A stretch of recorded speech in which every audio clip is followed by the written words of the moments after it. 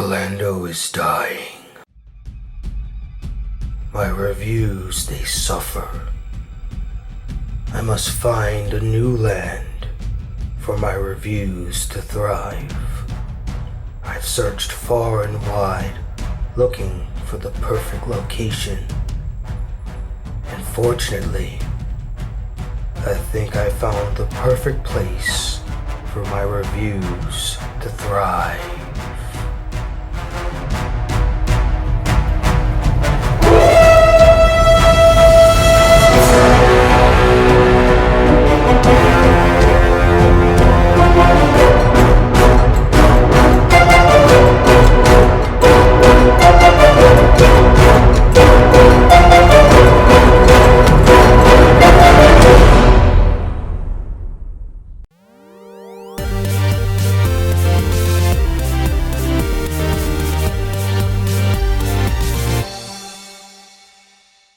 Hey guys, the Black Critic Guy back in good old California to give you all a review on the film Warcraft. So Warcraft begins in the land of the Orcs, which sadly has become desolate over the years, forcing them to have to leave and find a new place to live and thrive. Fortunately for them, they do find a new place to live called Azeroth. But unfortunately for the inhabitants of Azeroth, the arrival of the Orcs marks the end of years of peace in their lands, as the Orcs begin to destroy, pillage, and enslave all the inhabitants of said place. This then forces the humans of Azeroth to take up arms and face this new threat to their land, and basically it's just a huge battle between the Orcs and the humans, and a lot of magic is going on and a lot of other things are happening as well. It's a lot to take in, guys. Now I unfortunately have never played any of the Warcraft games. Yes, I know a lot of you are upset and are groaning like, oh my god, Tony, how have you not played those epic masterpieces of games? Well, I wasn't really into online gaming when I was younger. I was still into like the console gaming and Mario and all that stuff, so I never was really pulled into the world of Warcraft and all those games as well. As for its film adaptation, I was actually looking forward to seeing it for many reasons. First off, it was being directed and co-written by Duncan Jones, the director of Moon and Source Code, two really great films, and knowing that he's helming this project gave me more confidence in the film. Secondly, the trailers actually looked pretty cool. They were riveting and the visuals looked freaking amazing, so it got me really pumped to see the film. The trailers gave off a Lord of the Rings-esque vibe to the film, and I'm a huge fan of the original Lord of the Rings trilogy. The Hobbit trilogy, not so much. Needless to say, I was really pumped to see the film. But then the film started following the path of X-Men Apocalypse, with early reviews giving it very negative ratings, and my feelings and opinions of the film started to wane a little bit more. I mean, what is up with this year and the negative early reviews just killing my vibe? Oh, that's my little cousin. She's trying to get into the review, but she can't be in the review. This is the Warcraft review. Anyways, the early reviews for Warcraft weren't looking so good, and that got me really concerned for the film.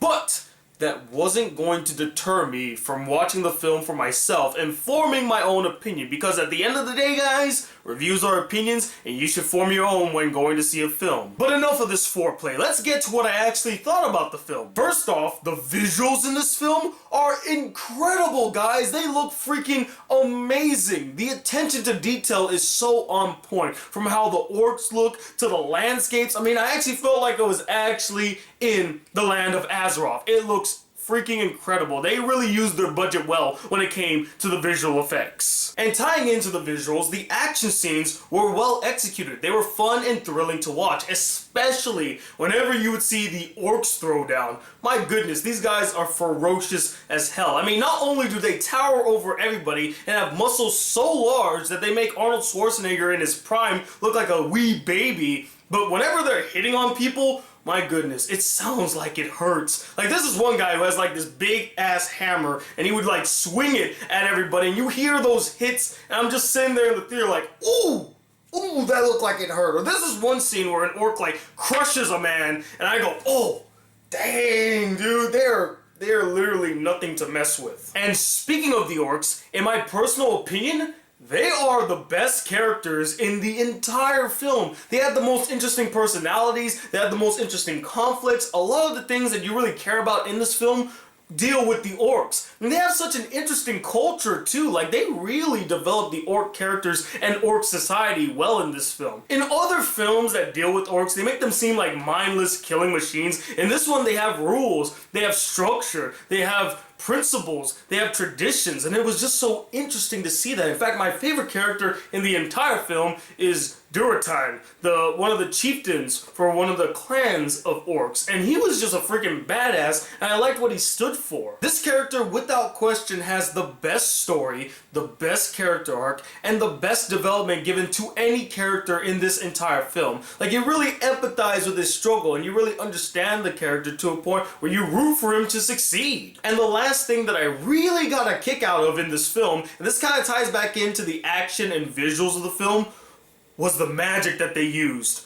My goodness, it looked just as cool and just as badass as whenever the orcs would get into a fight. Whenever a character uses magic, I'm like, oh my goodness, that looks so freaking cool! Without a doubt, this has to be the most visually stunning magic I've ever seen in a film. And I've seen both Lord of the Rings and Harry Potter. I feel like this film trumps all of those when it comes to utilizing magic. But sadly, that's where all the praises for this film end for me. The rest? The biggest issue that irritated the crap out of me is how the film was way too cluttered and extremely rushed. I mean, they throw so much at you in this film, just information overload, and they don't take the time to really flesh out all the information that they give you. There's an overabundance of characters, an overabundance of stories, an overabundance of places, an overabundance of conflicts, just so much info being tossed right in your freaking face, and none of them get enough time or attention so that they can get fleshed out for the audience to be attached to what's going on. It actually felt like I was being tested or something, like I was supposed to be taking notes, like, okay, we're in Azeroth, and then they transferred to this place, and now they're facing the Grand Orc with the magic powers, and then there's the Guardians, and wait, slow down, please. There's two. I can't take all this notes. The film doesn't give the audience enough time to breathe, to let it all sink in, to grasp the weight of the situation that's happening in the film. Now, surprisingly, my uncle, who came to see the film with me, loved the fast-paced nature of the story. He just wanted it to cut right to the chase. We don't need the build-up, we don't need the backstories, we don't need the character development, we don't need to get entranced in the story. Just get right to the action. Get to the orcs and the humans fighting. That's what I want to come to see. And if you're looking for that, you might enjoy this film as much as my uncle did. But for me, I need time to flesh out the characters, to flesh out the story, so I can get involved and attached and enthralled by what's going on. The film just lacked that. And tying into the rushed nature of this film, many of the characters were sorely lacking in development to the point where you never really cared about them. They could have died at any moment, and some of them do, and it doesn't leave a significant impact on you. You know which characters suffered the most in this film? The human characters. I didn't give a crap about any of them. Not a single one of them really stood out to me. Not a single one of them got a spittle of development that I found interesting, and the development that they were given is so hand-fisted, paper-thin, one-dimensional, and worst of all, say it with me, cliche. There are two human characters that came close to standing out. The first one was Luther, who's kind of like the main human character of the film. He's this badass warrior, he has a son, and that's it actually. He's kind of a badass warrior and he has a son. That is the most development you get from the character. And then there's this one magician guy who apparently ran away when he was younger because he was sent away to become like the next guardian or something like that, and he's like, I don't want to be like that, and he has this whole like character arc where he kind of comes full circle and realizes he has to take the helm and become the guardian that he didn't want to be, and we've heard that story so much already. And speaking of that Luther character, he has this extremely weak and forced romance with this half-orc, half-human girl played by Paula Patton. It literally comes out of nowhere, guys. There's no build up to this romance. Like, they talk like maybe once or twice in the film and then all of a sudden, now I have feelings for you. What the hell? Look, I have no problems with you adding a romance to an action epic like Warcraft. In fact, I'm all for it. I love romance. But you gotta make it make sense or actually have some relevance to the story or the characters. It doesn't really have much of a relevance. And finally, the ending of the film will leave you completely unfulfilled as it leaves its story unresolved. Like, there's no resolution to what happens in the story, and that just upset me. It was almost like it was a sequel bait, like, oh, you want to see more? Well, don't worry, we'll make the sequel, or you could just go play the game. Why not actually give some resolution to what happens in the story? You can't just jump the gun like that and expect that you're gonna be getting a sequel just because you're Warcraft and you look cool. And considering how badly you're doing at the box office right now, you might not get that sequel after all. So guess what? You weren't able to complete your story. Your story is left unresolved. What the hell? So overall, Warcraft, much like my last anime review, Sakura Trick, is a mixed bag. There are plenty of things that I enjoyed in the film, but there's also a lot of baggage that comes with it. And though I don't think it's a terrible film, I don't think it's a film that I would recommend people to go see. It's harmless fun, it's interesting, and I will say this. Although the film isn't that good, it did get me curious to check the games out. Like, I kind of want to play the games now after seeing this film. So in that, I felt like it accomplished that goal to make people who never played the games before want to go check the game. So good job there. Overall, I'm just going to give the film a 3 out of 5 stars.